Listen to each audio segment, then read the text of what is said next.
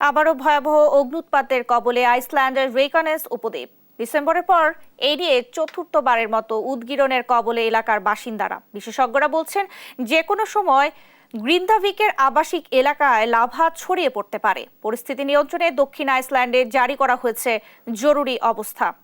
বিস্তারিত মুশরিফা নুছাতের ডেস্ক রিপোর্টে।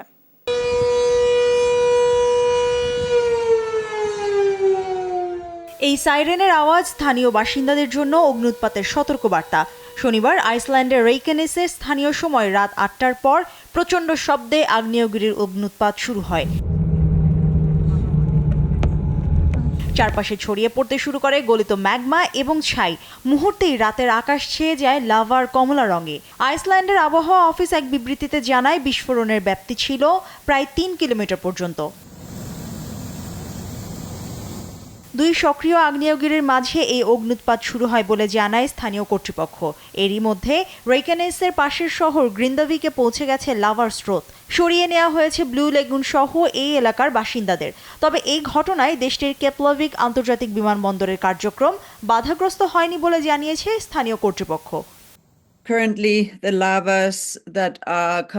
৮ ফেব্রুয়ারির সাথে অগ্ন্যুৎপাতের বেশ মিল রয়েছে, তবে এবারে লাভা মূলত দক্ষিণ ও পশ্চিম দিকে এগোচ্ছে। গেল ডিসেম্বর থেকে এ নিয়ে চতুর্থবারের মতো আগ্নেয়গিরির অগ্ন্যুৎপাতের মুখে আইসল্যান্ড। প্রত্যক্ষদর্শী এবং বিশেষজ্ঞরা বলছেন এবারের অগ্ন্যুৎপাত সবচেয়ে বেশি শক্তিশালী। স্থানীয় গণমাধ্যমগুলো বলছে লাভার দুটি স্রোত দক্ষিণ এবং পশ্চিমের দিকে অগ্রসর হচ্ছে। জারি করা হয়েছে জরুরি অবস্থা।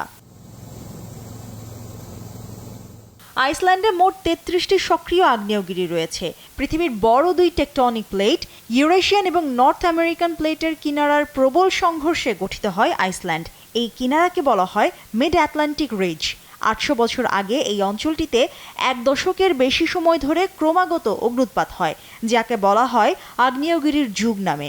সাম্প্রতিক সময়ে অগ্ন্যুৎপাতের ধরন পর্যবেক্ষণ করে বিজ্ঞানীদের আশঙ্কা ৮০০ বছর পর আবারও নতুন এক আগ্নেয়গিরি যুগে প্রবেশ করতে যাচ্ছে আইসল্যান্ড, যা ১০০ বছর পর্যন্ত স্থায়ী হতে পারে।